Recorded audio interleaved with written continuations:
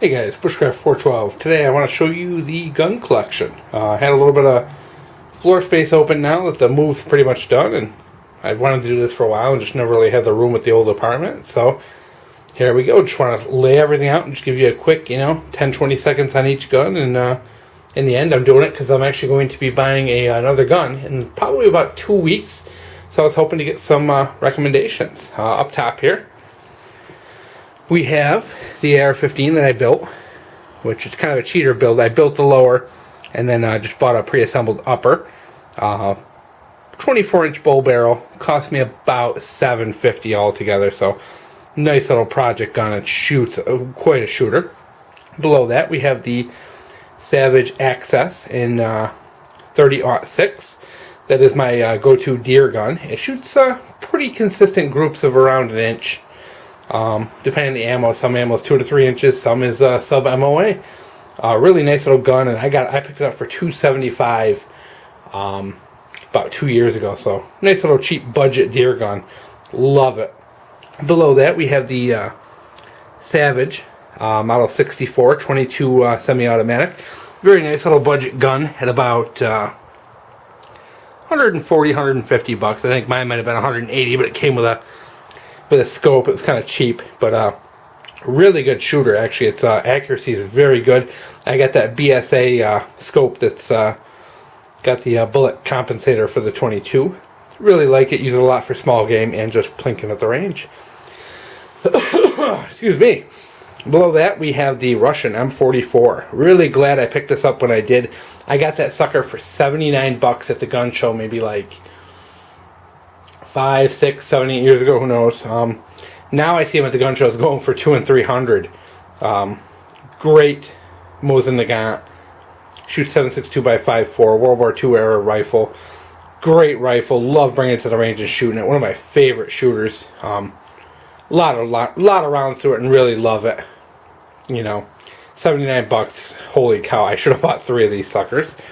Below that, we have an old Savage 6 from the 1940s. It's a tube-fed semi-auto 22. I've got a review up on that sucker. Really nice, old, neat piece of history. Hand checkering on it. Really neat gun. Below that, we have another old Mossberg bolt-action 12-gauge with the probably the first fold-down stock I've ever seen. Neat little gun. Nothing great, but it's a hand-me-down. Below that, one of the all-time favorites, we have the Saiga in 7.62 by 3.9. One of my all-time favorites with the skeleton stock that came from the factory.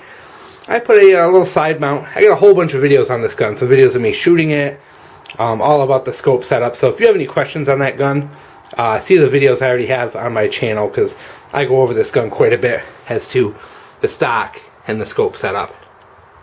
Really nice shooter. Shoots 1-2 inch groups pretty consistently at the range. Really nice little gun, lots of fun. And at the price I paid like $360 for it back in the day. Now they probably go for about $450, $500. So that was a good buy back then. Below that, the gun everybody loves to hate, the Kel-Tec Su. Nice little folding carbine in 5.56. I have a little 4X scope on it. Nice little kind of a bush or truck gun. I really like it a lot. I shoot it all the time because it's cheap to shoot and it goes bang every time. Nice little gas piston system, just like the AK. Whole bunch of videos on this on my channel as well. Over here, king of the pumps, we have the Mossberg 500. Really great gun. You can get it in pretty much any configuration known to man. This one here is a field version. You can get tactical versions, duck versions, deer gun versions, whatever you want. They're all interchangeable. Great platform that's been around since, probably 50, 60 years. So, love it. Only shotgun I'll ever own, probably. And down here, these little guys, last but not least, the Ruger P95, my favorite little pistol, and 9mm, and the Walther P22. So there is the collection. So now let's talk about what we're doing here, because I'm hoping I have about $1,000 I saved up for the move, and I didn't need the money, so I'm going to be able to get a gun in the near future. And what I'm looking at is one of a couple things. Number one, I do want to get a new upper for my AR-15. I want a kind of carbine length upper, something 5.56, 18-inch, you know, something like that. So I might get that. Not quite sure. Of course, I also want a mosin nagant 9130. So that's a good possibility, and that's a cheapo. That's only, you know, $140 tops. I really wouldn't mind getting a tactical small Mossberg 500 12 gauge, a little tactical 12 gauge. Also on my want list is a high point pistol and carbine in 45 ACP. Would really like to get both of those. Also, possibly the Kel-Tec Sub 2000 is on that list of wants. I also would like to get... what was it? Oh, I was looking at an SKS as well. Probably a $300-400 investment.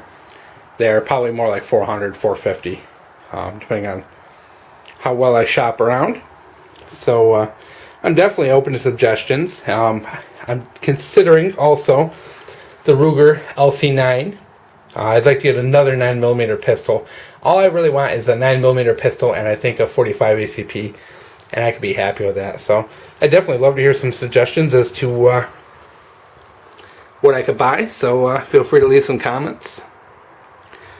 Some good ways I could spend that $1,000. So I'd love to hear some suggestions, and this is the collection, so you can see how to what you think would be the best way to round this puppy out. So hope you enjoyed. Bushcraft 412.